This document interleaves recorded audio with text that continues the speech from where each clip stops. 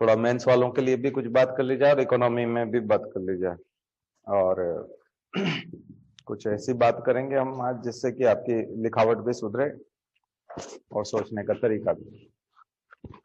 ठीक है, तो सबसे पहले मैं कुछ ऐसे मुद्दों पर आपका ध्यान आकर्षित करना चाहता हूं, क्योंकि कल हम लोगों ने बजट की बात की थी, इकोनॉमिक सर्वे की बात की थी, तो आज भी हम इकोनॉमी और उसी संदर्भ में बात कर रहे हैं। लेकिन इकोनॉमी और पॉलिटी को अलग नहीं किया जा सकता, क्योंकि जिसे हम बजट कहते हैं वो संसद पारित करती है, और बजट या इकोनॉमी पार्टी की नीतियों के आधार पर होता है। जो राजनीतिक दल होता है उसकी जो नीतियां होती है उसके आधार पर बजट पारित होता था, कहलाता है वो भारत का बजट, लेकिन उसको हम सरकार का बजट कह सकते हैं। बजट किसका होता है वैसे? सरकार का बजट। तो वो भारत का बजट इसलिए क्योंकि भारत सरकार है, लेकिन बहुत गहराई से यदि देखें तो वो पार्टी का बजट होता है कई बार, क्योंकि उस बजट में जो विचारधारा दिखती है वो किसकी दिखती है? पार्टी की दिखती है। तो बजट एक ऐसी चीज है जिसका आलोचनात्मक अध्ययन किया जा सकता है। आर्थिक नीतियां ऐसी होती है जिसका आलोचनात्मक अध्ययन किया जा सकता है। तो बड़ा सोच समझ करके भाषा शब्दावली आपको चयन करना है। देखिए, कहीं पे भी अगर सरकार बीजेपी की है तो आपको बीजेपी शब्द इस्तेमाल करना ही नहीं है। ना पार्टी के संदर्भ में करना है, ना सरकार के संदर्भ में करना है। ना ये कहना है कि बीजेपी देश चला रही है, ये भी नहीं कहना है। आपको जब कभी भी पार्टी के बारे में लिखना हो तो सत्तारूढ़ दल लिखना चाहिए। ये लिखने की एक मैं आपको आज एक डिसिप्लिन बताने वाला हूं। अनुशासन, लिखने का क्या अनुशासन होता है? लिखते समय हमें अगर बताना है, आलोचना भी करनी है, तो आपको रूलिंग पार्टी लिखना है। इंग्लिश में रूलिंग पार्टी लिखेंगे, हिंदी में सत्तारूढ़ दल लिखेंगे। एक चीज,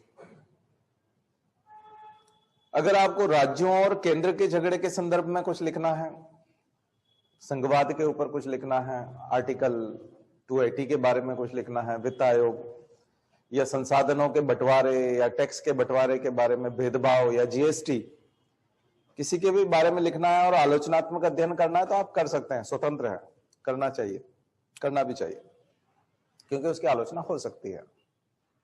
कुछ चीजें ऐसी है जिसकी क्रिटिसिज्म नहीं हो सकती, उसमें राष्ट्रीय मुद्दे होते हैं या राष्ट्र की भावनाओं की बात आती है, तो उस पर क्रिटिसिज्म अच्छा नहीं लगता और करना भी नहीं चाहिए, क्योंकि राष्ट्रीय एकता और अखंडता दिखाई देनी चाहिए, तो वो नहीं करना चाहिए।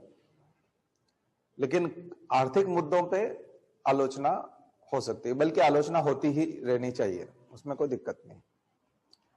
पत्रकारिता में भी होती है, और चूंकि आप द हिंदू पढ़ते हो, इंडियन एक्सप्रेस पढ़ते हो, तो आप वहीं से लेते हो।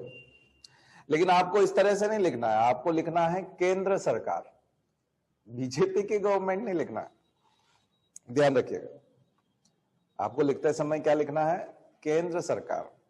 और राज्यों के संदर्भ में लिखेंगे तो राज्य सरकार। वहां पर नहीं कहेंगे कि मध्य प्रदेश की बीजेपी सरकार या राजस्थान की कांग्रेस सरकार, ये शब्द नहीं होना चाहिए।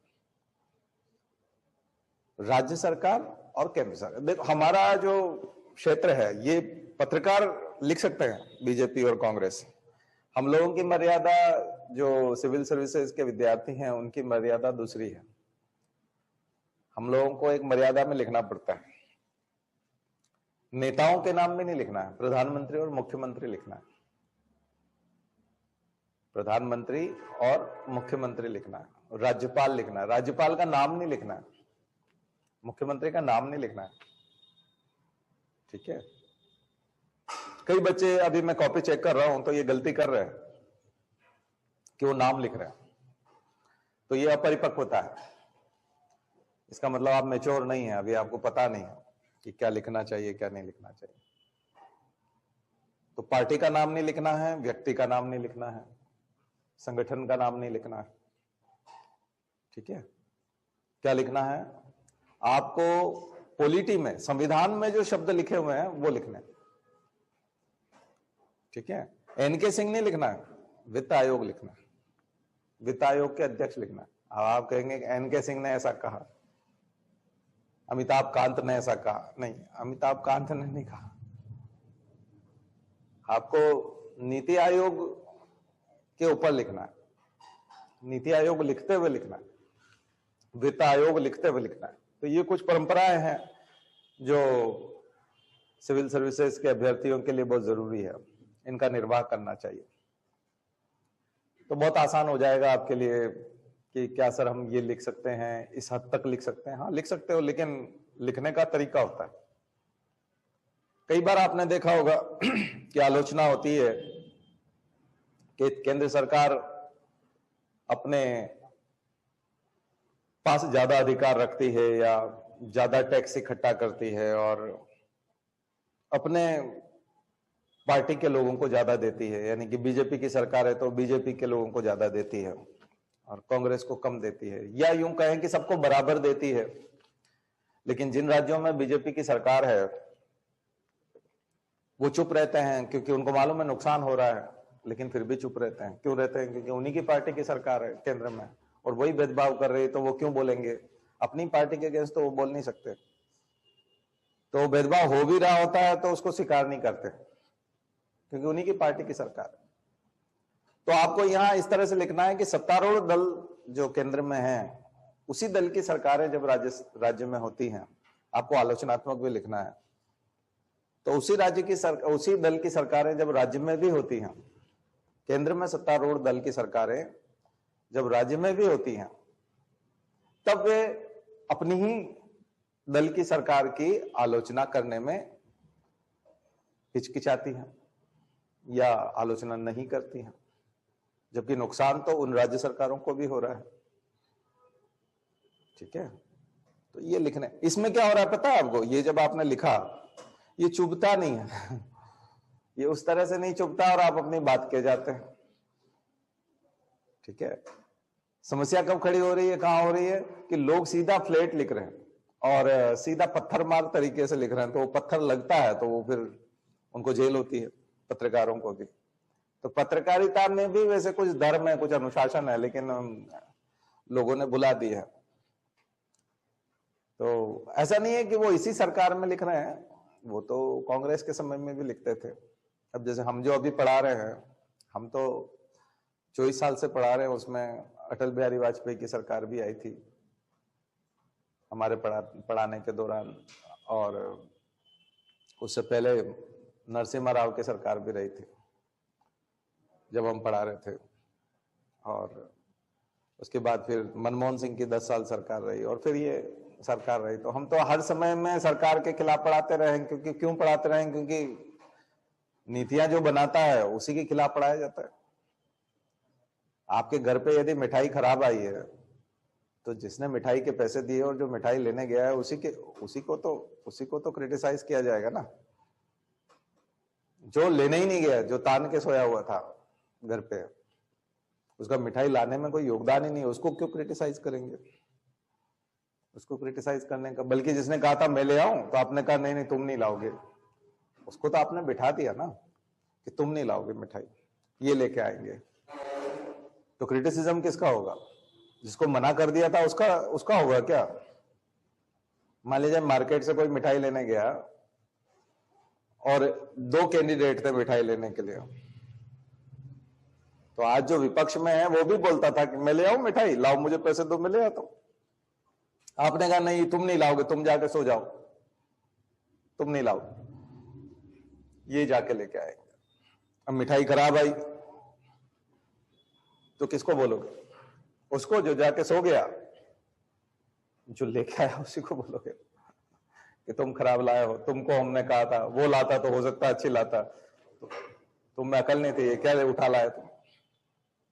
अब आप कहोगे उसको तो कुछ कहते नहीं हो, उसको क्या कहना, उसको तो मना ही कर दिया था, है ना, उसको कुछ कहने का नहीं है। इसलिए सरकार की ही आलोचना होती रहती है, चाहे पेपर में हो, चाहे न्यूज़पेपर में हो, चाहे मीडिया में हो, और चाहे जनता के संवाद में हो। आंदोलन भी उसी के खिलाफ होता है, आवाज भी उसी के खिलाफ उठाई जाती है। अब बोलेंगे कि आप उसको काम नहीं करने दे रहे, काम तो सभी लोग करते हैं, सभी को एक ही माहौल में करना होता है। जो आज सोया हुआ है वो जब काम कर रहा था तब भी यही माहौल था। तो मैंने आपको क्रिकेट का एग्जांपल देता हूं कि जो बैटिंग कर रहा होता है उसके सामने व्यवधान होते हैं, फील्डिंग के, बॉलिंग के, एम्पायर के, वो चाहता अंपायर मेरे फेवर में बात करे, एलबीडब्ल्यू नहीं था वो तो दे देता, कई बार हो गया आउट, जबकि वो नहीं था। वो खींचता है, चिल्लाता है कि अंपायर ने भी साजिश रची है। लेकिन बैट्समैन को इन्हीं कंडीशन में हर समय खेलना होता है। जब दूसरे की बारी आती है तब भी इतने ही व्यवधान होते हैं। आप कहेंगे नहीं, ये फील्डिंग हटा दो, ये चौका नहीं लगने देते हैं, इस बॉलर को कहो थोड़ा ठीक से फेंके, ये इस तरह फेंकता है कि मेरे से खेला नहीं जाता। ऐसा नहीं होता, व्यवधानों के बीच में ही खेलना होता है। व्यवधान हटा के आप खेलना चाहते हो, ये खेल नहीं है, ये राजनीति नहीं है। राजनीति जो होती है, जो सरकार चलानी पड़ती है, वो व्यवधानों के बीच में ही चलानी पड़ती है। व्यवधान उपस्थित रहेंगे, खड़े रहेंगे, पूरी क्षमता से रहेंगे, ताली उनके लिए भी बजेगी। आप बहुत अच्छे शॉट लगाएंगे, वो बहुत अच्छे से अगर रोकेंगे, चौका नहीं जाने देंगे, लोग ताली बजाते हैं, क्या फील्डिंग है। गलत। कई बार विपक्षी लोग भी मुरीद हो जाते हैं कि उस देश के नहीं होते हैं तो भी वो बोलते हैं कि ये तो बहुत कमाल का फील्डर है, बहुत अच्छी बॉल करता है। मैन ऑफ द मैच ले जाते हैं, कई बार बॉलर ले जाते हैं, आपने देखा है, ज्यादा विकेट लेने वाले लोग ले जाते हैं। तो ऐसा नहीं होता। दरअसल सब लोग अपना काम करेंगे और आपको अपना काम करना है। पत्रकार भी अपना काम कर रहे होते हैं, इसमें कोई राष्ट्रभक्त और राष्ट्रद्रोही नहीं होता। सब लोग अपना काम कर रहे होते हैं, सबके अपने अपने काम है। फील्डर अगर ठीक से फील्डिंग नहीं करेगा तो वो भी तो राष्ट्रद्रोही है ना। बॉलर अगर अच्छे से बॉलिंग नहीं करेगा तो वो भी राष्ट्रद्रोही है। तो अच्छे से काम करेगा उसको आप राष्ट्रद्रोही बता रहे हो कि इसको आप ठीक से नहीं खेलने दे रहे, चौका नहीं लगाने दे रहे, सिक्स नहीं लगा रहे। क्यों? दूसरा आदमी जब बैटिंग कर रहा था तब भी ये सारे व्यवधान उपस्थित थे और उसी में उसने 100 बनाया और बल्ला उठाया था। और न्यूज़पेपर वालों ने और मीडिया ने सराहा था कि इन्होंने गजब की बैटिंग की। तो बैटिंग तो आपको उन्हीं परिस्थितियों में करना होती है, बॉलिंग भी उन्हीं परिस्थितियों में करना होती है। पिच लगभग एक जैसी होती है और कुछ प्राकृतिक आपदाएं हो सकती हैं, मौसम की मार हो सकती है, वो तो अब किस्मत वाली बात है। किसके समय में कौन सी समस्या खड़ी हो गई, किसके समय में बारिश हो गई, किसके समय में क्या हो गया, ये तो अनसर्टेन होता है। ठीक वैसे ही परंपराएं राजनीति में भी होती हैं। तो पत्रकारिता खैर अलग चीज होती है और आप लोग जो सिविल सर्विसेज में उत्तर लिखते हैं, आपका स्तर अलग होता है। इसलिए मैं कह रहा था कि आप लोग इस्तेमाल करेंगे प्रधानमंत्री, केंद्र सरकार, राज्य सरकार, सत्तारूढ़ दल, विपक्षी दल, ऐसे शब्द इस्तेमाल करेंगे और उसके आधार पर लिखना चालू करेंगे। नहीं तो क्या होगा कि आप पकड़ा जाएंगे। ठीक है। और स्वतंत्रता संघर्ष में भी किसी को सराहना है तो नाम लेकर के सराह सकते हैं। स्वतंत्रता संघर्ष में नाम लेकर के सराह सकते हैं। और उस समय जब आप कांग्रेस का नाम लेंगे तब अभी की कांग्रेस के हिसाब से नाम नहीं लेना। ठीक है ना। कई लोग भारतीय राष्ट्रीय कांग्रेस का नाम लेते लेते यहां तक आ जाते हैं कि सोनिया गांधी तक आ जाते हैं कि भारतीय राष्ट्रीय कांग्रेस की अध्यक्षा सोनिया गांधी, जैसे कि अब वहां सरोजनी नायडू है या वहां जो आप एनी बेसेंट के बारे में बताना चाह रहे हैं, उसके साथ सोनिया गांधी की तुलना कभी नहीं करना है। क्योंकि अभी की जो कांग्रेस है, स्वतंत्रता प्राप्ति के बाद की जो कांग्रेस है, वो एक राजनीतिक पार्टी है और ये एक सत्तारूढ़ दल भी रहा है और विपक्षी दल भी रहा है कई बार। तो इसको उस तरह से नहीं लिखना है। मैं कुछ सावधानियां बता रहा हूं आपको जो मैंने देखने में आई है, वो ठीक नहीं है। ठीक है। नाम लेकर के आपको प्रधानमंत्री और ये लिखने के बजाय आप कई जगह पर पहली महिला प्रधानमंत्री या लंबे समय तक महिला प्रधानमंत्री या इस टाइप के शब्दों का इस्तेमाल आपके लिए बहुत शोभा देता है और अच्छे नंबर देता है, अच्छे नंबर दिलाता है। बल्कि इसमें जो विपक्षी विचारधारा का होता है, यदि बीजेपी की विचारधारा का व्यक्ति भी अगर कॉपी चेक कर रहा है और अगर आपने सीधा सीधा इंदिरा गांधी की तारीफ में बहुत ज्यादा कुछ लिखा तो वो चिढ़ जाएगा। लेकिन यदि आपने लिखा कि एक महिला प्रधानमंत्री, ठीक है, तो वो थोड़ा सा एक अलग रुख आ जाता है। जब आप महिला शब्द को आगे रखते हैं तो थोड़ा शब्दों का चयन मैं आज बताना चाह रहा था आपको, लिखने में और सोचने में और बोलने में, नोट्स बनाने में शब्दों का चयन आज सीख लीजिए। ठीक है। और जिस व्यक्ति को जो उपाधि मिली है, इतिहास के लेखन में थोड़ा सा ध्यान रखिएगा, जिस व्यक्ति को जो उपाधि मिली है, उपाधि यदि बाद में मिली है और आप बाद का वर्णन कर रहे हैं तो आपको उपाधि सहित लिखना है, और उपाधि जब नहीं मिली थी और उससे पहले की आप बात लिख रहे हैं तो वो उपाधि उसके साथ नहीं लिखना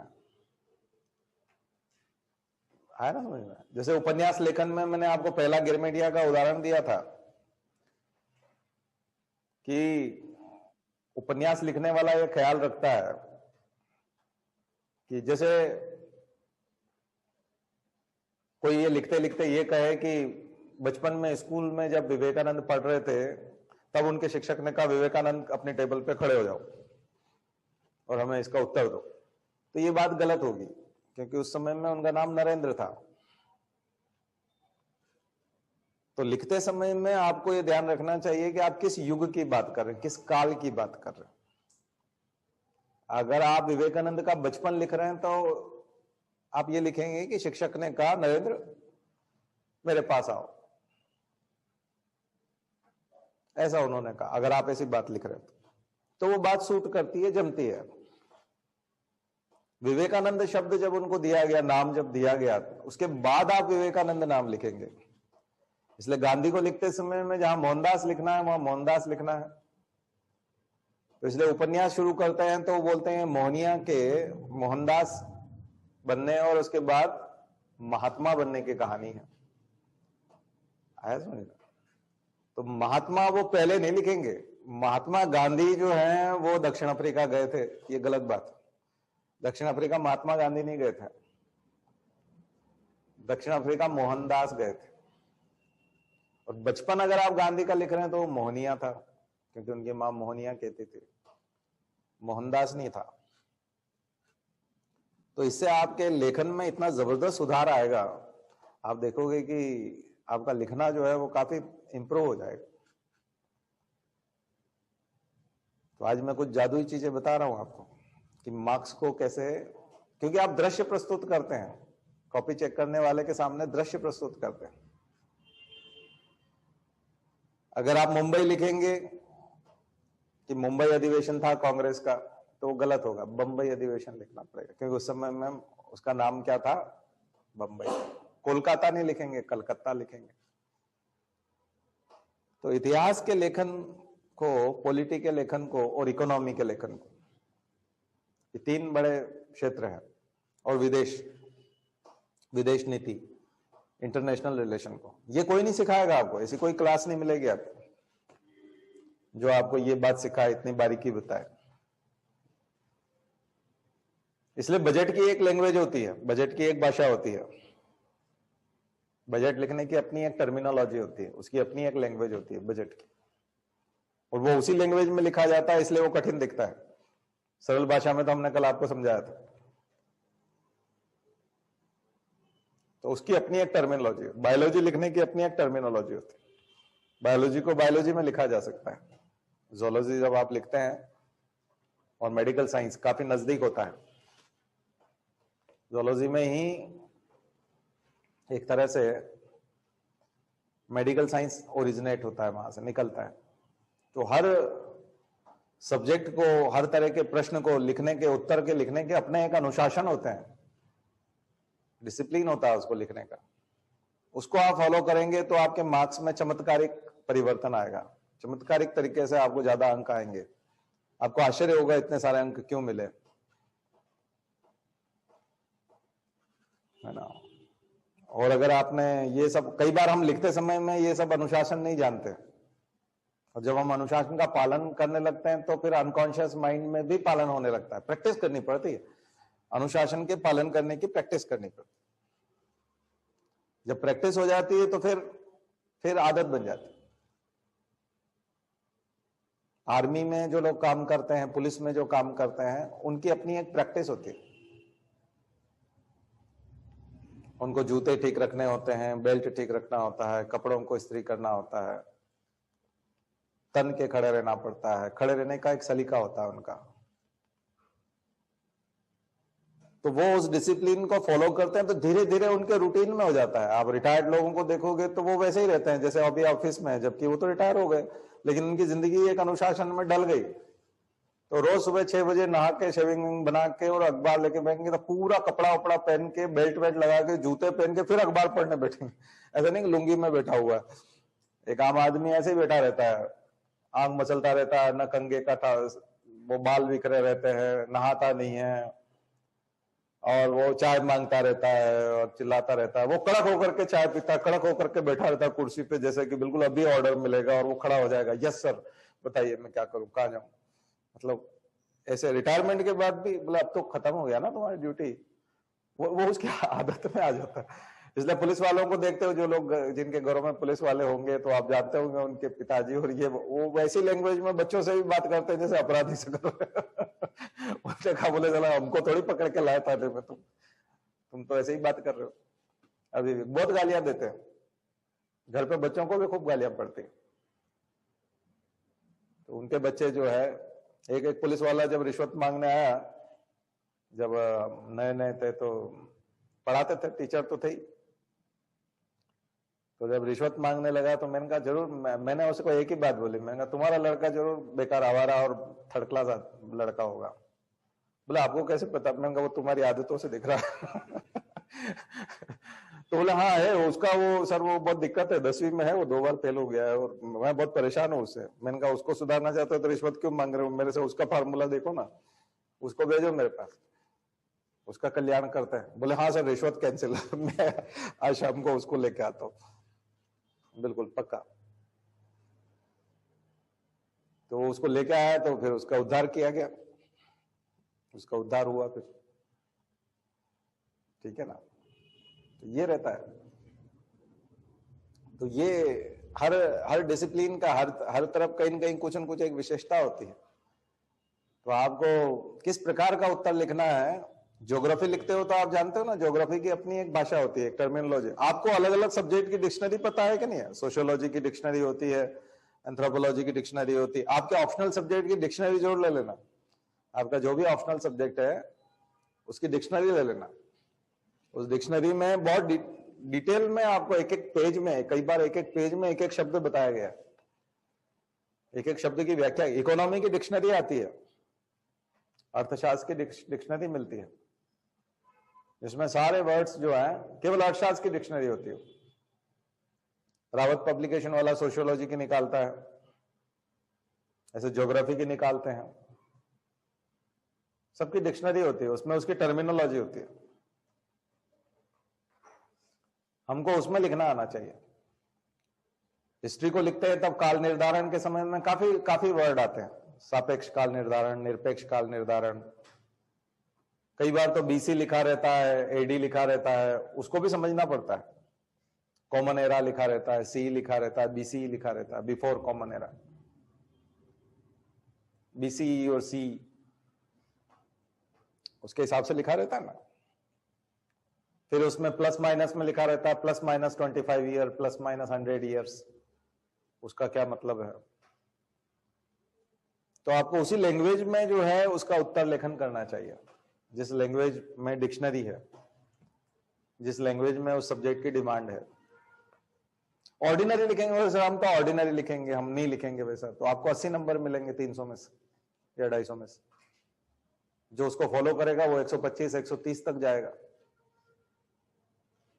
देखो आप अपनी जगह पर स्टैंड करोगे और अगर जिद करोगे तो मुझे कोई लेना देना नहीं है, आप पनिश हो जाओगे, 80-85 से ऊपर नहीं पहुंचोगे। मेरी बात मानोगे तो 125-30 तक पहुंच जाओगे। तो बात मानने में ही भलाई है, आपके सिवा से और कोई चारा नहीं है, और मुझे बताना ही है, जो अच्छी चीजें हैं वो आपको बतानी है। इंटरनेशनल रिलेशन का अब ये जैसे ग्रेटा थनबर्ग ने अभी क्रिटिसाइज किया इंडियन गवर्नमेंट को, और वो कोई एक रिहाना वो उन्होंने किया, और भी बहुत सारे लोग हैं, जो पूरा इंटरनेशनल मीडिया जो है अभी इस पे भरा पड़ा है। तो ये कारण इसलिए है कि आपको ये ना आफत मोहल्ले में आप गए थे, आप कहोगे ये हमारा इंटरनल मामला, सचिन तेंदुलकर भी लिख रहा है, वो 10वीं पास है ना, समस्या ये है कि वो उसकी बुद्धि उतनी है, तो वो भी लिख रहे हैं कि ये आप हमारा इंटरनल मामला है, हमारी यूनिटी है और हम निपटा लेंगे और तुम कौन होते हो, ये एक कई तरह के संदेश कई लोग दे रहे हैं। तो भैया वो ट्रंप का प्रचार करने कौन गया था? अमेरिका के चुनाव थे ना वो, तो उसमें टांग फंसाने की क्या जरूरत थी? वहां पर हाउडी मोदी और यहाँ पे नमस्ते ट्रंप किसने किया था? ये कोई हमारा चुनाव था क्या? वो 7 समंदर पार चुनाव हो रहा था, कोई लेना देना नहीं था उसमें। वो सब ट्रंप के विरोधी है, ये जो टीम पूरी सरकार के खिलाफ जो बोल रही है ना, वो कौन है मालूम है आपको? ट्रंप विरोधी है वो सब। ग्रेटा थनबर्ग को ट्रंप बोलता था कि पुरानी फिल्में देखो, एक आध दोस्तों के साथ मजे करो और शांत रहो, ये अंतर्राष्ट्रीय मामलों में ना बोला करो। तो ग्रेटा थनबर्ग ने अभी दिया था, ट्वीट किया था, फिर जब ये हार गया ट्रंप, तब उसने कहा, बोले पुरानी फिल्म देखो, दोस्त के साथ रहो, मजे से, ये कहां तुम लफड़े में पड़े हो, राजनीति तुम्हारे काम की नहीं है। और छोटी सी लड़की 13-14 साल की, जो भी थोड़ी सी एबनॉर्मल भी है कुछ मामलों में, उनके शरीर के समस्याएं हैं, बीमार भी है, लेकिन उसके बावजूद उनकी जो यूएन में जो एनवायरमेंट के ऊपर स्पीच होती है और वो सराही जाती हैं।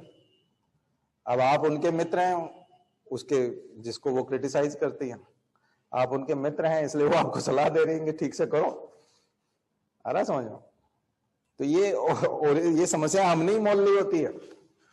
ये कई लोग सोच रहे हैं कि किसान क्या, इनको क्या पड़ी है, इनको, फिर बात वही तो थी, वो उनका उधर का मामला था, तो तुमको क्या पड़ी थी उधर? वो उस समय में ये जो ऑब्जेक्शन हमें है ना आज, वही ऑब्जेक्शन उनको था कि चुनाव हमारा है, तुम क्यों आ रहे हो भाई बीच में, हम चुन लेंगे। अब भारतवंशियों को सबसे ज्यादा फायदा तो बाइडेन ने दे दिया, ना भारतवंशियों को फायदा। 20 तो उन्होंने अपने टीम में रख लिए और वीजा बहाल कर दिया, और बोले आपका जो स्पाउस होगा, यानी पति होगा या पत्नी होगी, जो भी साथ में, उसको यहाँ नौकरी करने का मौका मिलेगा। ट्रंप ने तो बंद कर दिया था। ट्रंप ने तो सारे काम वो किए थे भारत विरोधी, चाहे JCPOA वाला हो, चाहे वो ईरान से संबंध वाला हो, चाहे रशिया से खरीदारी वाला हो, चाहे वो हमारे ऊपर प्रतिबंध लगाना हो व्यापार पर, सारे वो काम किए थे जो भारत के खिलाफ थे, भारत के आर्थिक हितों के खिलाफ थे, राजनीतिक हितों के खिलाफ थे। वो काम ट्रंप ने किए थे, फिर भी वो हमारा दोस्त था और हम उसको जिताना चाहते थे। और बाइडेन ने तो आते ही भारत की भलाई शुरू कर दी, जबकि इसका हमने विरोध किया था और कामना की थी कि ये हार जाए। यज्ञ किए थे भारत में। तो ये क्या है? अब ऐसे में आपको आलोचनात्मक तो लिखना पड़ेगा। तो यहां लिखने की शैली फिर आपको तत्कालीन सरकार, अब यहां पे क्या लिखेंगे? तत्कालीन सरकार। यहां ट्रंप भी नहीं लिखेंगे और मोदी भी नहीं लिखेंगे, यहां आपको तत्कालीन सरकार लिखने से आप बच जाते हैं, एकदम साफ सुथरे हो जाते हैं, आपके ऊपर आरोप नहीं आता। और बीजेपी वाला कॉपी चेक करने वाला है तो वो भी नंबर दे देता है, कम्युनिस्ट भी दे देता है, कांग्रेस वाला भी दे देता है। कॉपी चेक करने वाला, देखिए भारत में कोई टीचर ऐसा नहीं हो सकता कि उसकी राजनीतिक विचारधारा ना हो। भारत का मुझे नहीं लगता कोई शिक्षक ऐसा होगा जिसकी कोई निजी राजनीतिक विचारधारा नहीं हो। निजी राजनीतिक विचारधारा उसकी होगी ही। हम लोग राजनीति से अछूते नहीं रह सकते। और जिसकी निजी राजनीतिक विचारधारा हो जाती है वो बदलती भी नहीं है, चाहे उसकी सरकार कितनी भी बेकार हो जाए, चाहे एक भी सीट ना आए पूरे भारत में, तो भी विचारधारा वही रहती है। राजनीतिक विचारधाराएं मुझे लगता है कि जन्मजात नहीं होती, उपार्जित होती है, एक्वायर्ड की होती है, इनहेरेंट नहीं होती है। और उपार्जित होती है तो व्यक्ति खुद उपार्जित करता है। जैसे हम जीविका का उपार्जन करते हैं, वैसे राजनीतिक विचारधाराओं का भी उपार्जन करते हैं, उसको अर्जित करते हैं, एक्वायर करते हैं, धारण करते हैं, उसको बियर करते हैं। तो हम आइडियोलॉजी के बेरर होते हैं, धारक होते हैं। विचारधारा को हम लोग धारण कर चुके होते हैं, और जब धारण कर चुके होते हैं तो अगर हम उसको उतार करके फेंके तो हम ही गलत होते हैं कि हमने गलत डिसीजन लिया था। इसलिए व्यक्ति अपने अहंकार में उतार करके फेंकता नहीं उसको। व्यक्ति का अपना एक अहंकार होता है, उसकी वजह से वो अपनी विचारधारा को उतार करके साइड में नहीं फेंकता कि ये मेरी विचारधारा गलत थी, मैं अभी तक गलत था। वो रखता है। और खास करके शिक्षक, राजनेता तो उतार के फेंक देता है 1-2 करोड़ में, वो तो पार्टी बदल लेता है, दल बदलू हो जाता है। लेकिन टीचर नहीं होता, क्योंकि टीचर को तो कोई 1-2 करोड़ दे नहीं रहा कि तुम बीजेपी में आ जाओ, तुम कांग्रेस में आ जाओ, तुमको 1-2 करोड़ दे देंगे। तो टीचर जो है वहीं का वहीं चिपका रहता है अपनी विचारधारा से। टीचर सबसे ज्यादा कट्टर होता है राजनीतिक विचारधारा के रूप में, तो वो अपनी आइडियोलॉजी को छोड़ के नहीं जाता। तो आपकी कॉपी चेक करने वाले के निश्चित रूप से कोई न कोई एक आइडियोलॉजी होगी, तब आपको बच के रहना पड़ेगा। अब वो कोई भी हो सकता है ना, आपकी कॉपी चेक करने वाला कोई भी व्यक्ति हो सकता है। क्रिश्चियन भी हो सकता है, सिख भी हो सकता है, मुसलमान भी हो सकता है, हिंदू भी हो सकता है, धार्मिक रूप से वो कोई भी हो सकता है। जाति में वो दलित भी हो सकता है, ब्राह्मण भी हो सकता है, कायस्थ भी हो सकता है, कुछ भी हो सकता है। तो किसी भी जाति का हो सकता है, महिला भी हो सकती है, पुरुष भी हो सकता है। वो राज्यवार भी अगर आप देखो तो साउथ इंडियन भी हो सकता है, नॉर्थ इंडियन के चांस ज्यादा होते हैं। Allahabad university, Patna university, Delhi university और जेएनयू, ये सबसे ज्यादा कॉपी चेक करते हैं। 90% लोग यही होते हैं यूपीएससी। तो रीजन वाइज देखें तो साउथ इंडियन कम ही होते हैं, लेकिन फिर भी कई लोग दिल्ली में बस गए हैं, साउथ इंडियन बहुत सारे, आंध्र प्रदेश के, कर्नाटका के, तमिलनाडु, केरला के बहुत लोग दिल्ली में रहते हैं, या साउथ से भी आ सकते हैं अगर पॉलिसी चेंज करे यूपीएससी अपनी। और एमपीपीएससी में तो अब ऑप्शनल सब्जेक्ट तो बचे नहीं है। जीएससी जीएस है तो वही उज्जैन इंदौर के लोग मिलकर के निपटा देते हैं सब, ज्यादा उज्जैन। और इंदौर में भी यूनिवर्सिटी के लोग और होलकर साइंस कॉलेज और इस टाइप के 4-5 कॉलेजेस वाले, आर्ट्स एंड कॉमर्स वाले हैं, और ज्यादा उज्जैन वाले को बुला लेते हैं। कुछ फिक्स है, कुछ लोग फिक्स है, तो यहीं के लोग मिलके एमपीपीएससी का वो निपटा लेते हैं। बाहर ऐसा नहीं कि सागर से बुला रहे हैं, रीवा से बुला रहे हैं, उधर से कोई आ रहा है, इतने दूर से कोई आता जाता नहीं, ना तो इतना खर्चा वो देने को तैयार होते हैं, ना उनको फुर्सत होती इतना दूर आने की। इसलिए इंदौर उज्जैन से काम हो जाता है। महू से बुला लिया जाता है, छोटा मोटा कोई होगा, आसपास के कुछ कॉलेजेस, धार वगैरह, वहीं से हो जाता है, सारा काम हो जाता है। बहुत कम लोग बाहर से आते हैं। तो मैंने आपको अंदर का लूप होल भी बता दिया। तो ये उसका रेंज है। तो सोचने समझने की ताकत कितनी है, किसमें है, तो राजनीतिक विचारधारा तो है। इसलिए राजनीतिक विचारधारा से आपको एक्सपोज होने से बचना है, कॉपी चेक करने वालों के उसके दृष्टिकोण। इसलिए तत्कालीन सरकार, सत्तारूढ़ दल और प्रधानमंत्री, मुख्यमंत्री ऐसे शब्दों का इस्तेमाल करेंगे। बीजेपी, कांग्रेस, और मुख्यमंत्री का नाम लिखेंगे। नाम लिखने से प्रधानमंत्री का ये दायित्व है, ऐसे लिखेंगे, प्रधानमंत्री का ये दायित्व है कि वो इसका ये करे, ऐसा करे। इसके बजाय आप अगर ये लिखने लगेंगे नरेंद्र मोदी का ये दायित्व था कि वो ऐसा करता, तो ये तो बहुत खतरनाक हो जाता मामला, ये चुप जाता। प्रधानमंत्री का दायित्व है कि वो ऐसा करे, वो उसमें उसको महसूस नहीं होता कि कुछ गलत लिखा जा रहा है, उसको लग रहा है कि इसकी इच्छा जो है बड़ी सकारात्मक है, मतलब इसकी सोच बड़ी सकारात्मक है। तो लिखने में सकारात्मक सोच भी आना चाहिए, निराशा नहीं आनी चाहिए। देखिए कहीं पे भी निराशात्मक लेखन मत, निराशाजनक लेखन मत करना, जिससे निराशा पैदा होती हो ऐसा लेखन मत कर। आपके लेखन से निराशा पैदा नहीं होनी चाहिए, ध्यान रखिए। ऑप्टिमिज्म होना चाहिए, आशावाद झलकना चाहिए। भारतीय संस्कृति को बुरा करने वाला भी लिखना नहीं है कहीं पे भी। कई लोग कम्युनिस्ट होते हैं तो वो लिखते लिखते भारतीय संस्कृति को गाली देने लगते हैं, धर्म को गाली देने लगते हैं। ये गलती कदापि नहीं करें। भारतीय संस्कृति को कभी बुरा ना कहें। जो भी कल्चर है हमारा कल्चर। भारतीय संस्कृति को पुनरावृत्ति नहीं करना है, रिपीटेशन एरर नहीं होनी चाहिए, ध्यान रखिए। मैंने कई बच्चों में देखा है ये रिपीटेशन एरर बहुत करते हैं, खास करके निबंध में बहुत करते हैं। और तब करते हैं जब उन्होंने गलत टॉपिक चयन कर लिया है। 4 निबंध आए थे, 4 या 5, जिसमें से एक करना था। अब उन्होंने गलती से कोई ऐसा निबंध लिया, लिखना शुरू कर दिया कॉपी में, जिसमें उनको कम नॉलेज है या वो लिखना नहीं जानते उसको, तो वो क्या गलती करते हैं कि फिर रिपीटेशन करने लगते हैं। अच्छा, उनको पता है कि अगर मैं ये दूसरा टॉपिक चयन करता तो शायद ज्यादा अच्छा लिखता, लेकिन अब वो देर हो गई, आधा लिख दिया आपने, तो वो रिपीटेशन आने लगता है, उसी पॉइंट को बार बार लिखने लगता है ना। जैसे बोया पेड़ बबूल का तो आम कहां से पाए, इसके ऊपर निबंध लिखना है।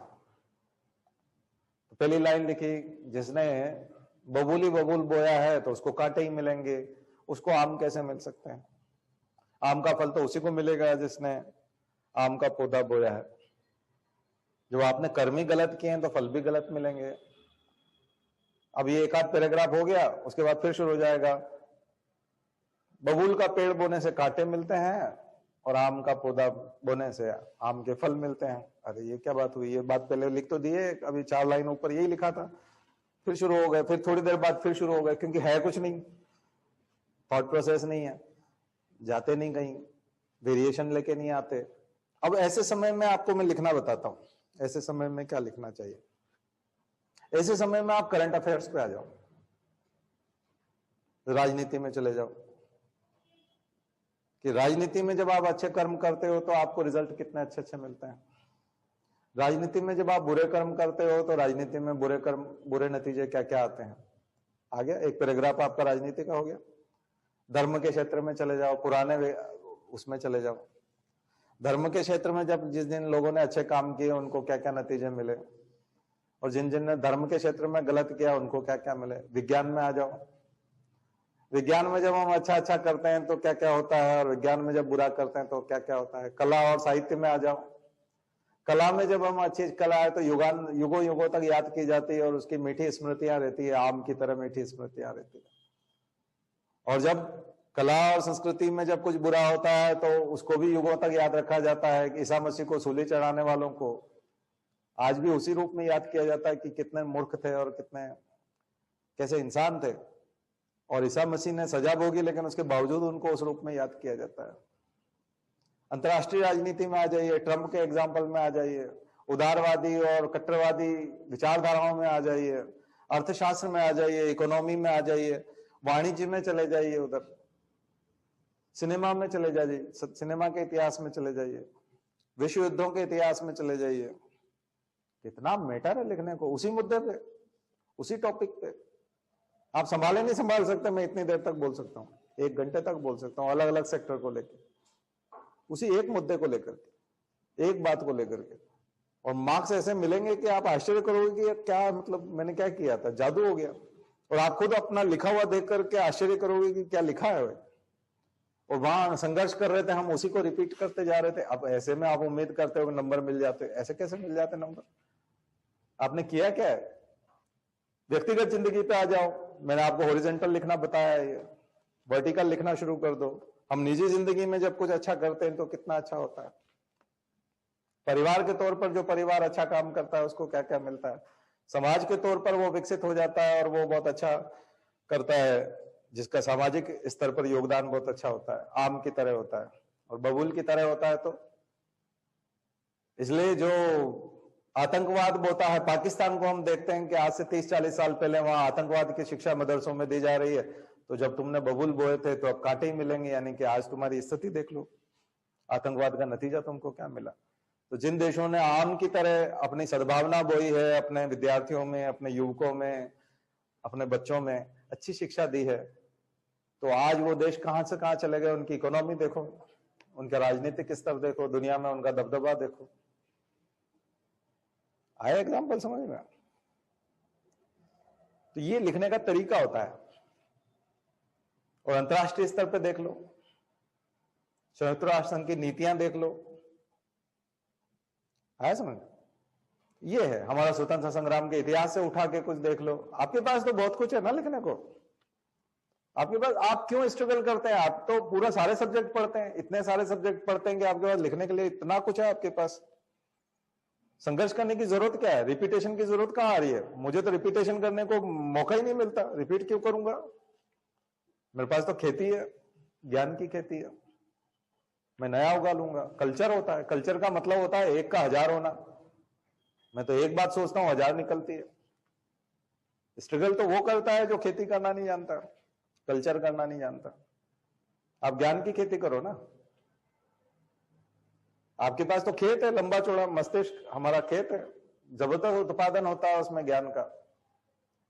डालो उसमें, एक चीज डालो, उदाहरण दो, एक से एक उदाहरण दो, तरह तरह के निबंध में उदाहरण लिखो, क्षेत्र लिखो, व्यापकता फैलाओ, व्यापक लिखना सीखो, हॉरिजॉन्टल जो है लिखना सीखो। कुछ नहीं तो केमिस्ट्री में से एग्जांपल ले आओ, न्यूक्लियर फिजन और न्यूक्लियर फ्यूजन वाला, और ये और नाभिकीय रसायन शास्त्र से उठा लो, फिजिक्स से उठा लो, स्टीफन हॉकिंग से ले लो, आइंस्टीन से ले लो, वहां से ले लो।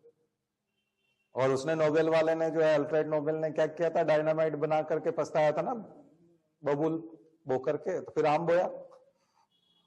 उसको बहुत जल्दी पता चल गया था अल्फ्रेड नोबेल को। एग्जाम्पल दे दो ना कि बबूल बो दिया था, उसको कांटे जब चुभने लगे तो उसको लगा ये तो मुझे ही चुभ रहे हैं, यानी कि मैंने डायनामाइट बना के गलती की, तुरंत आम बोया उसने अपनी गलती दुरुस्त के लिए। कभी कभी ऐसा भी होता है, इतिहास के बहुत सारे उदाहरण ऐसे हैं जिनमें लोगों ने बबूल की खेती करने के तुरंत बाद जो है आम की खेती शुरू की, क्योंकि उनको उसको रिजल्ट बहुत जल्दी पता चला। ऐसे लोग भी दूरदृष्टा थे, वो जानते थे कि युग युगों तक जो है मेरी ख्याति रहेगी नोबेल प्राइज की। और तब उसने कहा कि नहीं नहीं, जो भलाई के काम करेगा हम उसको पुरस्कार देंगे। तो हर क्षेत्र में जो भलाई करता है उसको पुरस्कार की व्यवस्था रखी। ये कितना अच्छा एग्जाम्पल है, बताओ। जबकि आप वहां बोए पेड़ बबूल का आम कहां से पाए, हिंदी के पेपर में लिख रहे हो, वो अल्फ्रेड नोबेल कहां से आ गया? पर आपके पास तो है ना, वो आपके खजाने में पड़ा हुआ है, आपको मालूम है, आपको नॉलेज है। नॉलेज का उपयोग करना आना चाहिए आपको। हिंदी के पेपर में काम आ जाएगा, वो निबंध के पेपर में काम आ जाएगा, अल्फ्रेड नोबेल काम आ जाएगा, मदर टेरेसा काम आ जाएंगी, भारत रत्न दिए जाने वाले सारे लोग काम आ जाएंगे। सबने आम के पेड़ बोए हैं, तभी तो भारत रत्न मिला है सबको।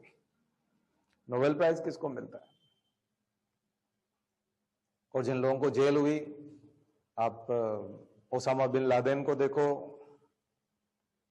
हाँ, इराक के बादशाह को देखो, सद्दाम हुसैन को देखो, क्या मिला उनको? क्योंकि जिंदगी भर क्या किया था? जिंदगी भर बबूल बोते रहे, तो अंत में फांसी चढ़ना पड़ा, कुत्ते की मौत मरे। एग्जाम्पल दे, अच्छे के एग्जाम्पल दे दो, 15-20 दुनिया की अच्छी शख्सियत बता दो जिन्होंने आम के पेड़ बोए थे, और दुनिया भर के बुरे 20-25 बुरे आदमियों के नाम लिख दो जिन्होंने बबूल बोया था, उनका हश्र लिख दो। ये तो मैं एक एग्जाम्पल दे रहा हूं आपको लिखने का, कि लिखेंगे कैसे। लिखने की कोई कमी नहीं है, लेकिन पुनरावृत्ति मत करो, रिपीटेशन मत करो। रिपीटेशन एरर जो होती है आपके मार्क्स को कम कर देती है। रिपीटेशन एरर मत करना। पुनरावृत्ति करने की जरूरत उसको पड़ती है जिसको आता नहीं है, जो अपने दिमाग की खेती करना नहीं जानता, दिमाग के फैलाव को नहीं समझता। आपका दिमाग बहुत कुछ फैल सकता है। मैं ये कोई भी एग्जांपल दे रहा हूं, ये कोई भी एग्जांपल ऐसा नहीं जो मुझे याद है और आपको याद नहीं है। बताओ आप में से, इनमें से कितने एग्जांपल ऐसे हैं जो सिर्फ मुझे याद है और आपको याद नहीं है? आपको याद थे, आप उसको कोरिलेट नहीं कर पा रहे हो। आपकी प्रॉब्लम क्या है? उसको कोरिलेट नहीं कर पा रहे हो। आप में हिम्मत नहीं है कि आप उसको उठा करके आपके निबंध में लाके रख दो। क्यों हिम्मत नहीं है? क्योंकि ज्ञान तो है आपको, लेकिन ज्ञान के साथ साथ साहस भी चाहिए। साहस भी होना चाहिए लिखने का। साहसी व्यक्ति को ही मार्क्स मिलते हैं, ध्यान रखिए। मैंने बताया था, साहसी खलूस श्रीवस्ती। साहस में ही लक्ष्मी का निवास है, यहां सफलता का निवास है। साहस, साहसी व्यक्ति को सफलता मिलती है। जो लिखने का साहस कर जाता है उसको सफलता मिल जाती है। कई लोग संकोच कर जाते हैं। ये बात भी कोई लिखने की है क्या? मैं नोबेल का यहां कहां लिखूंगा, ये तो हिंदी का पेपर है, इसमें मार्क्स काट देगा तो तू बैठा रहे। मार्क्स मिलने भी नहीं, वैसे भी नहीं मिलना तेरे को, पहले भी नहीं मिलना था, अभी भी नहीं मिलना। वो जो हिम्मत करेगा उसको मिल भी जाएंगे और बन भी जाएगा। तुम यही सोचते रहो, ये अपनी घटिया मानसिकता लेके बैठे रहो, कुछ नहीं होना जाना तुम्हारा। पहले भी नहीं हो सकता था, अभी भी नहीं हो सकता। उसका तो मिल जाएगा। तो कई लोग ऐसे, सर ऐसा कर सकते हैं क्या? पैराग्राफ में तो लिखना होता है, पॉइंट में लिख सकते हैं कि अब तेरे को क्या बताऊं भाई। कई लोगों को इतना स्पष्ट बता दिया, उसके बावजूद भी कॉपी लेके आ जाते हैं। बोले सर वो तो फिर वो लिखना तो मतलब हमारा टीचर तो काट देता था। मैं तुम्हारा टीचर मूर्ख था तो इसका मतलब पूरी दुनिया के टीचर मूर्ख हैं क्या? तुम्हारा टीचर मूर्ख है ना। तो कॉपी चेक करने वाला यूपीएससी एमपीपीएससी की कॉपी चेक कर रहा है, वो भी मूर्ख है क्या? वो मूर्ख नहीं है, वो जानता है कि आपको क्या लिखना चाहिए और क्या आप लिख रहे हो, उसको पता है। इतनी चिंता मत किया करो। महेंद्र सिंह धोनी जो है जिस तरह से खेलते थे, तो उसको कॉपी करने लगे लोग बाद में, हेलीकॉप्टर शॉट को और उसको। नहीं तो आपने मूवी भी देखी होगी धोनी वाली, सुशांत सिंह ने रोल किया था। तो वो देखा जाए तो उज्जड टाइप का, गंवार टाइप का शॉट था वो। मतलब क्रिकेट की उसमें एटिकेट में नहीं आता, शिष्टाचार में नहीं आता। मतलब किसी अच्छे टीचर के सामने अगर वैसा शॉट लगाया जाए तो वो डांट देता, डिसिप्लिन सिखाता। नहीं ये तो ठीक नहीं है, मतलब ये तो सभ्यता, सभ्य नहीं है, इसमें सभ्यता झलक नहीं रही। मतलब इसमें तो ऐसा लग रहा है उज्जड हो, तुम गंवार हो। और वो शॉट इतना पॉपुलर हुआ और वो आदमी क्रिकेट में जो है वो अमर हो गया। देखो अब हमेशा उसको याद किया जाएगा, उस शॉट को याद किया जाता है। उसकी मूवी उसी के ऊपर थी पूरी तरह से, देखा आपने, देखा था पूरी मूवी में उसी शॉट की चर्चा होती थी। और उसके लिए दीवाने हो गए, पागल हो गए लोग। अब कई लोग कॉपी करने की कोशिश करते हैं, पर वो सुशांत सिंह ने जैसा किया वैसा किसी ने कोई नहीं कर पाया, वैसी नकल भी नहीं कर पाया। अब वो कलाकार जैसा भी था, जो भी था, लेकिन मैं तो वो शॉट की कॉपी करने से उसका उसी से तो झलक आई थी। बाकी तो वो धोनी जैसा दिखता नहीं है ना, धोनी जैसा तो कोई दिखता नहीं था वो। धोनी बिल्कुल अलग है, सुशांत सिंह बिल्कुल अलग था, लेकिन वो शॉट की कॉपी करने से उसमें वो जान आ गई थी। उसमें वो लगता, जहां जहां उसकी बैटिंग दिखाई गई या जो कुछ भी किया गया, उसमें उस शॉट की वजह से पूरा वो लुक आ रहा था। उसने उस पर बहुत मेहनत की। तो ये साहस था कि जो उज्जड टाइप का, गंवार टाइप का शॉट था, उसको एक मेन स्ट्रीम रूप दे देना कि ये तो खेल का एक पैटर्न है। तो ये साहस अगर उसने, उस व्यक्ति ने नहीं किया होता, और अगर मान लिया जाए वो बदल लेता उस शॉट को, तो मुझे लगता है वो ये सब हासिल नहीं कर पाता जो उसने किया। तो शॉट का कमाल था। तो आपको भी अपनी कुछ व्यक्तिगत स्टाइल जो है वो विकसित करनी चाहिए इस प्रकार की, जिसमें साहस दिखाई पड़े, हिम्मत दिखाई पड़े। साहस की तारीफ होती है, ध्यान रखिए। जब आप साहस करते हैं, इस टाइप के प्रयोग करते हैं, प्रयोगात्मक लेखन होना चाहिए, प्रयोगधर्मी होना चाहिए आपका लेखन, ठीक है ना। तो कुमार विश्वास को यदि आप देखते हैं सफल व्यक्ति के रूप में, तो कुमार विश्वास एक प्रयोगधर्मी व्यक्ति के रूप में दिखाई पड़ता है, क्योंकि वो ऐसे लोगों को हिंदी सिखा रहा था और हिंदी सुना रहा था जो इंग्लिश मीडियम के होते थे। तो कुमार विश्वास की फैन फॉलोइंग ऐसे थोड़ी कि जो हिंदी साहित्य में एमए करता है वो सब कुमार विश्वास को मानते हैं, या जो बड़े बड़े कवियों को जानता है, मैथिली शरण गुप्त को फॉलो करता है, शिवमंगल सिंह सुमन को फॉलो करता है, माखनलाल चतुर्वेदी को फॉलो करता है, वो फिर कुमार विश्वास का फॉलोअर है। ऐसा नहीं है। कुमार विश्वास के फॉलोअर वो लोग हैं जो हिंदी में और किसी को पसंद ही नहीं करते, यानी हिंदी से कोई लेना देना ही नहीं कई बार उनका। उसकी फैन फॉलोइंग उसने तैयार की अपनी स्टाइल से, नए तरीकों से, युवाओं के बीच में घुसा, सोशल मीडिया का उपयोग करके उसने अपनी एक तैयारी की, अपनी स्टाइल से तैयारी की। तो आप सफल व्यक्तियों को देखो, सफल व्यक्ति प्रयोगधर्मी है। उन्होंने प्रयोगों से किनारा नहीं किया, प्रयोग किए, उन्होंने एक्सपेरिमेंट किए अपनी जिंदगी में, वो सफल हुए हैं।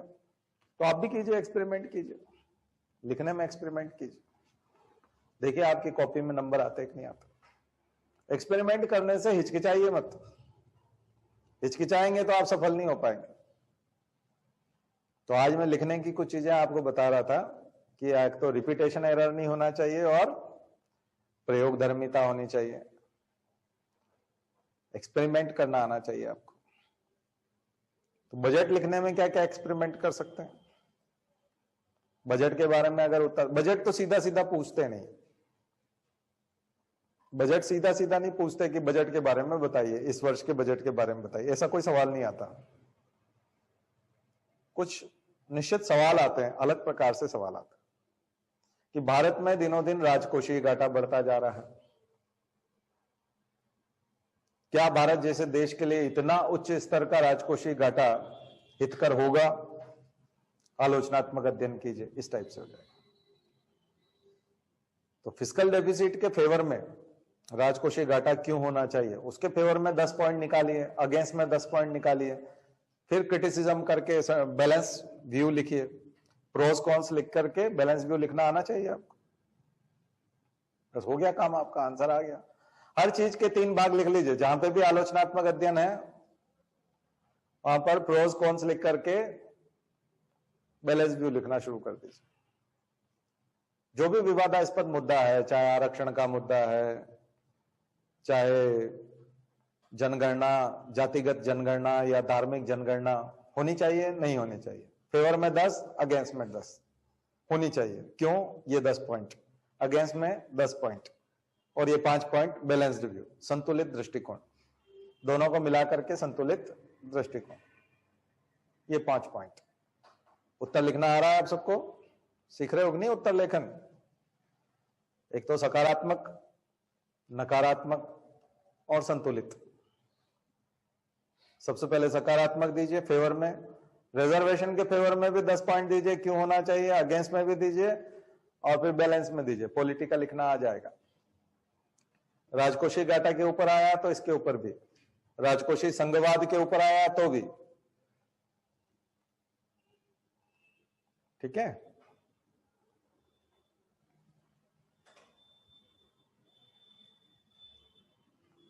एक और आपको उत्तर लिखने का तरीका मैंने बताया था, यथार्थवादी और वास्तविक, यथार्थवादी और आदर्शवादी, रियलिस्टिक और आइडियलिस्टिक बताया था ना आपको। तो कुछ प्रश्न होते हैं, उनका नेचर होता है जिसमें आपको आदर्शवादी दृष्टिकोण लिखना होता है और फिर यथार्थवादी दृष्टिकोण लिखना होता है। आदर्शवाद क्या कहता है और यथार्थ में क्या है, वाकई में ऐसा संभव है क्या? तो जो प्रश्न, ये प्रश्न की डिमांड पे निर्भर करेगा कि उसमें आप यथार्थवादी या आदर्शवादी दृष्टिकोण दे सकते हैं कि नहीं दे सकते।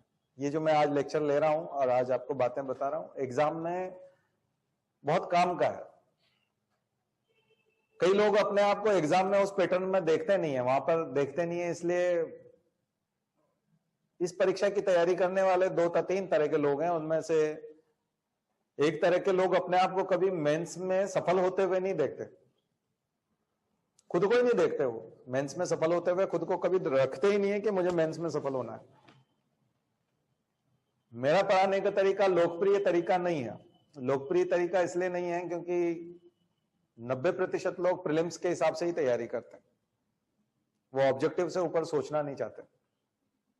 वो 4 ऑप्शन के साथ जीना चाहते हैं कि 4 ABCD बताए जाएं, उसमें से एक उत्तर निकाला जाए। ये परीक्षा का प्रथम चरण है, आवश्यक चरण है, महत्वपूर्ण चरण है, प्रथम चरण है और अनिवार्य चरण है। प्रथम है, महत्वपूर्ण है और अनिवार्य है। मैं इसकी महत्ता को कम नहीं कर रहा क्योंकि ये प्रथम भी है और महत्वपूर्ण भी है और अनिवार्य भी है। ऐसा भी नहीं है कि ऐच्छिक है, मैंडेटरी है, आपको पास करना ही होता है, इसलिए इसको हम नकार नहीं सकते। ऑब्जेक्टिव वाली तैयारी होनी चाहिए, निश्चित रूप से होनी चाहिए, लेकिन दूसरा चरण जो है वो और ज्यादा महत्वपूर्ण हो गया है और ज्यादा अनिवार्य हो गया है। दूसरा चरण कम महत्वपूर्ण नहीं है, वो ज्यादा महत्वपूर्ण इसलिए है क्योंकि उसके मार्क्स जो है वो मार्कशीट में जुड़ेंगे। प्रथम चरण में आप ज्यादा मार्क्स ले भी आए तो उसका उद्देश्य मात्र आपको द्वितीय चरण में प्रवेश देना है, यानी सेकंड स्टेप में आप पहुंचेंगे भर, क्वालिफाई करते हैं आप किसके लिए? मेंस के लिए। लेकिन मेंस में आप केवल क्वालिफाई नहीं करते बल्कि उन सारे मार्क्स को बटोर करके आगे ले जाते हैं साक्षात्कार में, साक्षात्कार वाले मार्क्स जो हैं उसमें सिर्फ जुड़ते हैं। दरअसल कर्म तो पहले ही हो गया, वही बबूल और आम वाला काम तो पहले ही कर चुके होंगे आप। कहां पर? मेंस में कर चुके होंगे। मेंस के मार्क्स जो होंगे वो वैल्यू एडेड करवाए, इंटरव्यू वैल्यू एडेड होगा, उसकी वैल्यू एड होगी उसमें। तो ऑलरेडी जो आपका फर्स्ट पेपर है, सेकंड पेपर है, ये वैल्यू एडेड सिस्टम पे आपकी वैल्यू एड होती जाती है, इसलिए वो ज्यादा महत्वपूर्ण है। तो जो लोग प्रीलिम्स को फोकस करते हैं वो उसके महत्व को कम आंक करके चलते हैं सेकंड वाले, और उसको बहुत कुछ मान लेते हैं। और बहुत कुछ मान लेने के कारण नुकसान ये होता है कि वो वैल्यू एडिशन में पीछे रह जाते हैं। आया समझ में? और जो लोग सेकंड पेपर, सेकंड स्टेप को सब कुछ मानते हैं, उनको वो गिफ्ट में मिलता है। फर्स्ट और थर्ड स्टेप गिफ्ट में मिलती है। प्रीलिम्स और इंटरव्यू उसके साथ पैकेज के तहत उसको फ्री में मिलता है, वो उसी के साथ मिलता है, अपने आप मिलता है। क्योंकि उसके जो प्रश्न के जो उत्तर हैं वो 4 ऑप्शन, और वो अगर उसने पैटर्न बदल दिया तो जिसने प्रीलिम्स की उस तरह से तैयारी की उस पैटर्न पे वो, लेकिन मेंस की तैयारी करने वाले के लिए कोई सा भी पैटर्न हो, तुम किसी भी तरीके से प्रश्न पूछ लो प्रीलिम्स का, यूपीएससी के स्टाइल में पूछ लो, एमपीपीएससी के स्टाइल में पूछ लो, एमसीक्यू में पूछ लो, सीधा सीधा 4 ऑब्जेक्टिव बता के पूछ लो, डेटा के हिसाब से पूछ लो, फैक्ट के हिसाब से पूछ लो, कंसेप्ट के हिसाब से पूछ लो, जिस पैटर्न पे आपको प्रीलिम्स की परीक्षा लेनी है ले लो, वो निकाल ले जाता है। दरअसल किसी भी पैटर्न पे प्रीलिम्स हो एग्जाम, उसके लिए वो तैयार रहता है। और जो केवल प्रीलिम्स को फोकस करता है, एक निश्चित पैटर्न को फॉलो करता है, उसको उस पैटर्न से थोड़ा सा अगर इधर उधर हटा दिया जाए तो बाहर हो जाता है प्रीलिम्स से। क्योंकि 4-5 क्वेश्चंस का ही तो गेम होता है सब। जो भी असफल होते हैं उनके 4-5 क्वेश्चंस कम होते हैं, और जो अंदर होते हैं उनके 4-5 क्वेश्चन ज्यादा होते हैं। बस यही तो अंतर होता है, और क्या अंतर होता है? 5 क्वेश्चन से ज्यादा का गेम नहीं होता। तो इस गेम में बाहर कौन होता है? जो प्रीलिम्स को फोकस करता है, और वो कभी कभी अंदर भी होता है, लेकिन मेंस में अपने आप को अनफिट पाता है। क्यों? क्योंकि उसकी तैयारी उस तरह से नहीं है। इसलिए मेंस को अच्छी तरह से फोकस करने से प्रीलिम्स अपने आप निकलता है, मेंस बहुत अच्छे से निकलता है, और इंटरव्यू में शाबाशी मिलती है। तो तैयारी का अच्छा तरीका कौन सा हुआ? मेंस की अच्छे से तैयारी करो। लेकिन मेंस से अच्छे से तैयारी करना मतलब 3 साल मिनिमम। प्रीलिम्स के क्वेश्चंस रटना, संयोग बैठ गया, कोइंसिडेंस ठीक रहा, तो आप एक ही बार में पास हो जाओगे, यानी कि 6 महीने में ही पास हो जाओगे एक तरह से। तो ऐसा लगता है कि ये सफलता बहुत नजदीक है, लेकिन सफलता तो बहुत दूर है। क्योंकि वो जो 6 महीने में पास किया गया प्रीलिम से, वो 6 साल में आपको मेंस नहीं करवा सकता। क्योंकि आपकी दिशाधारा वही हो गई है, सोचने का तरीका वही हो गया है, नजरिया बहुत तंग हो गया है, और सफलता की खुशबू आपको बहुत नजदीक लगने लगी है, लेकिन बहुत दूर है, और आप उसको सफलता मानने लगे हो। जबकि ये सब रिपीटेशन एरर आ रही है, थॉट प्रोसेस नहीं आ रहा है, लिखते नहीं बन रहा है, स्टेमिना नहीं है, पेपर पूरा नहीं कर पा रहे हैं, हैंडराइटिंग खराब हो रही है, फैक्चुअल और कंसेप्चुअल का बैलेंस नहीं आ रहा है, क्वेश्चन को समझ नहीं पा रहे हैं, रिकॉग्नाइज नहीं कर पा रहे हैं, तरह तरह की प्रॉब्लम है। उन सब प्रॉब्लम्स को दूर करने में 6 साल लग जाएंगे। तो आपने जो शॉर्टकट अपनाया 6 महीने में प्रीलिम्स क्रॉस करने का, वो बड़ा घातक होता है। फिर आपको 6 साल लगाने पड़ जाएंगे, लेकिन उसके बावजूद भी गारंटी नहीं है। इसके बजाय 3 साल इसमें लगा दिए होते मेंस में, तो प्रीलिम्स अपने आप निकल जाता, लगे हाथ आपका मेंस हो जाता, और ये रहा इंटरव्यू, और ये गए आप जॉब में। गलत अप्रोच के कारण होता है। अब कई लोग बहस करना चाहते हैं इसमें, हमारे से बहस करना चाहते हैं, और हमारे ऊपर थोपना चाहते हैं। कई लोग आते हैं वो थोपना चाहते हैं, आप समझ नहीं रहे। प्रीलिम्स बहुत जरूरी है। आपने अपने नोट्स में ऑब्जेक्टिव नहीं लिखे हैं, सब लोग अपने नोट्स में ऑब्जेक्टिव लिखते हैं। हमने कहा हम नोट्स में ऑब्जेक्टिव इसलिए नहीं लिख रहे हैं क्योंकि हमने वहीं लिख दिया है कि तात्या टोपे को फांसी कब दी गई थी, वो उसमें लिख दिया 1857 वाले में, जाके देख लो। तात्या टोपे जहां लिखा है वहां उनका नाम भी लिखा है, उनके पिताजी का नाम भी लिखा है, और उनको फांसी और उनकी समाधि और सब लिख दिया उसके बारे में। बोले नहीं, उसका एक ऑब्जेक्टिव बनाना था कि उनको फांसी कब दी गई या समाधि कहां पर है या ये। अब क्या होता है कि जो ऑब्जेक्टिव रटा हुआ है, जिस किताब ने दे रखा है, ऑब्जेक्टिव रट लेते हैं। प्रीलिम्स में भी संयोगवश कोइंसिडेंटली वही पूछ लिया कि इसकी मृत्यु कब हुई थी, और वही सन उसमें भी याद है उसको, और उसका रटा हुआ है क्योंकि उसके सिवा तो उसका कुछ याद ही नहीं है। अब मेंस में आ जाता है तात्या टोपे पे 100 शब्द लिखो, तो लिख देता है इसकी मृत्यु हुई और इसकी समाधि, 2 लाइन। तो 20 शब्द ज्यादा से ज्यादा, 80 शब्द कहां गए? अब उसी बात को बार बार तो लिख नहीं सकते, तो फिर वो लिखता है तलवारबाजी जानते थे, बहुत अच्छी तलवार चलाते थे, कुशल योद्धा थे, फिर तलवार चलाते थे फिर घोड़े पे बैठ जाते थे, क्योंकि जमीन पे तो तलवार चलाते नहीं थे, तो घोड़े पे बैठ के चलाते थे, और इतनी तेज चलाते थे कि दुश्मनों की रूह कांप जाती थी, और फलाना और ये और अमका डमका, पता नहीं क्या क्या लिखते रहते हैं, बस बैठे बैठे। फिर लास्ट में कि ऐसे ही तलवार चलाते चलाते वीर गति को प्राप्त हुए, या कोई लिख देता है फांसी हुई थी, कोई क्या लिख रहा है, कोई क्या लिख रहा है। उटपटांग लेखन है, कुछ भी मतलब कोई रिदम नहीं है।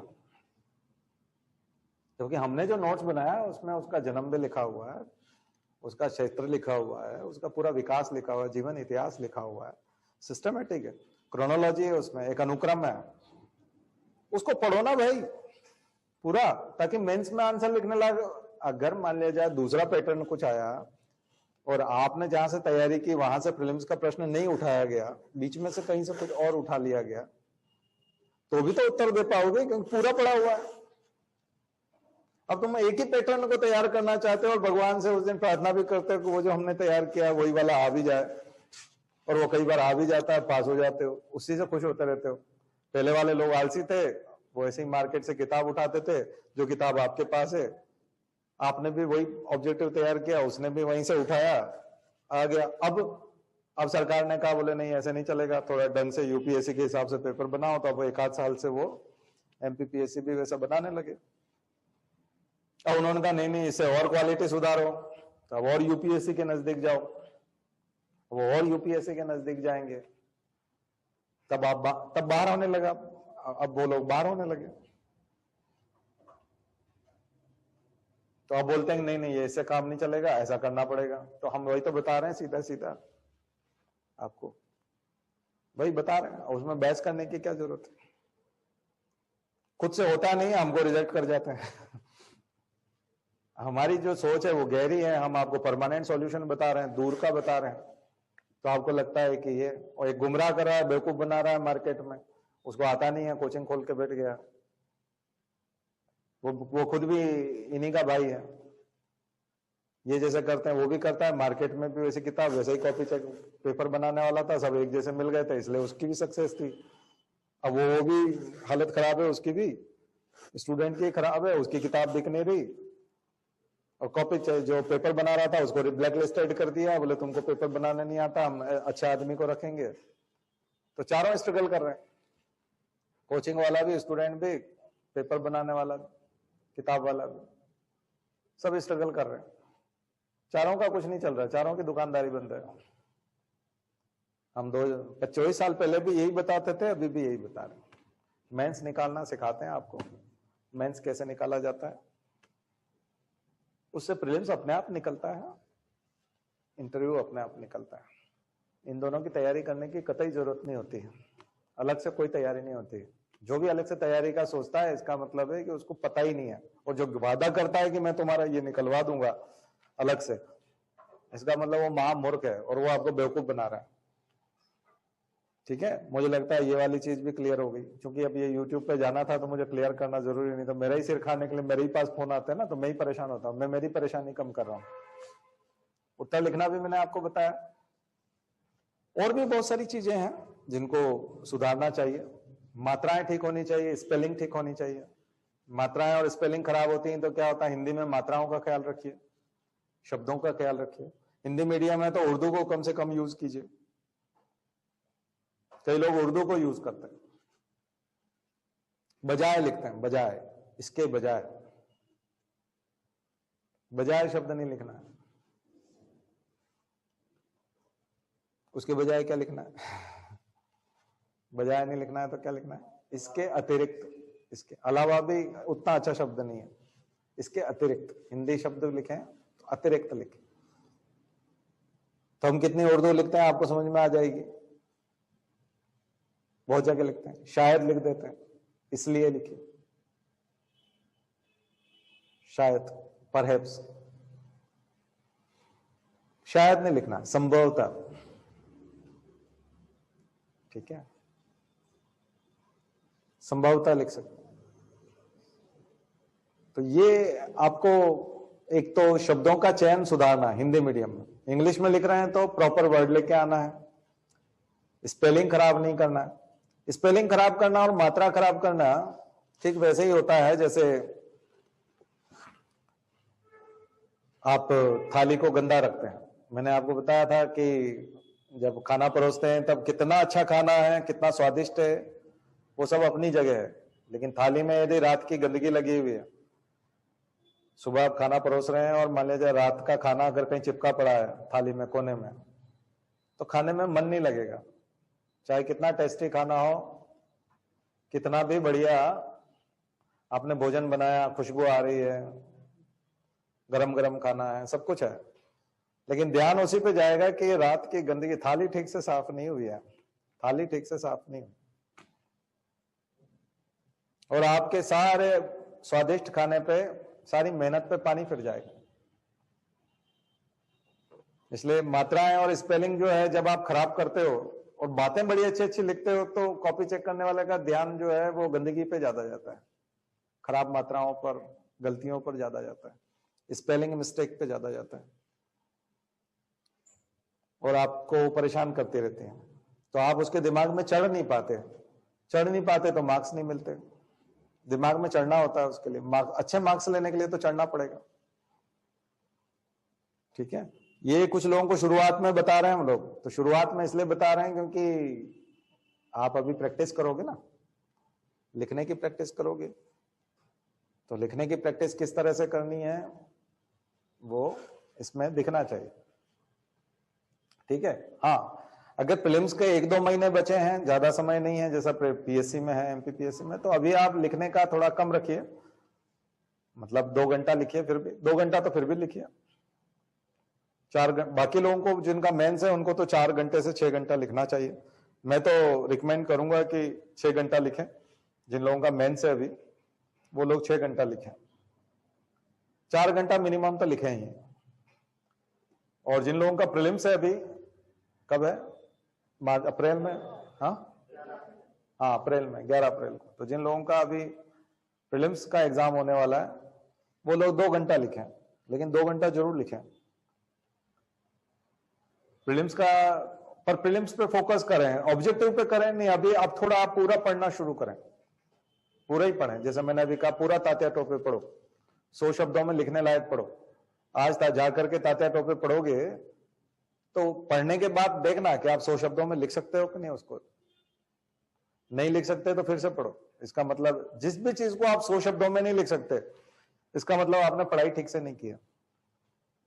इसरो के ऊपर 100 शब्द आने चाहिए, होमी जहांगीर भाभा के ऊपर 100 शब्द लिख सकते हो, सीवी रमन के ऊपर 100 शब्द लिख सकते हो, डॉक्टर हरगोविंद खुराना पे 100 शब्द लिख सकते हो। तो हर चीज पे 100 शब्द लिखना शुरू करो। 100 वर्ड जब आप लिखना शुरू कर दोगे तो फिर 300 भी बना लोगे, और 30 शब्दों में 20 शब्दों में करना पड़ा तो वो भी कर लोगे। 3 मार्कर जब बनाना होगा तो आसानी से बना लोगे उसको, और 300 में करना हो तो मजबूरी में 300 में भी कर लोगे। मुझे वो कला तो आती है, आप लोगों पे विश्वास है कि आप लोगों को वो कला आती होगी, मुझे तो आती है कि 100 का 300 कैसे करना है। हर भारतीय को आती है, बात का बतंगड़ बनाना हम सबको आता है ठीक है, लंबा खींचना आता है, संक्षिप्त करना थोड़ा मुश्किल होता है, पल्लवन तो हो ही जाता है ठीक है। प्रेसी राइटिंग होता है, एक एक्सपांशन होता है, तो एक्सपांड तो हम लोग कर ही लेते हैं। प्रेसी राइटिंग मुश्किल हो जाता है, प्रेसी बनाने में दिक्कत आती है। तो लिखने के लिए पर्याप्त सावधानियां हैं, मुझे लगता है आप सब इनका फॉलो करोगे और बातचीत को मानोगे तो सफलता निश्चित रूप से आपके पास होगी। ठीक है, चलिए अब हम बचा हुआ कल का बजट का हिस्सा तैयार करें।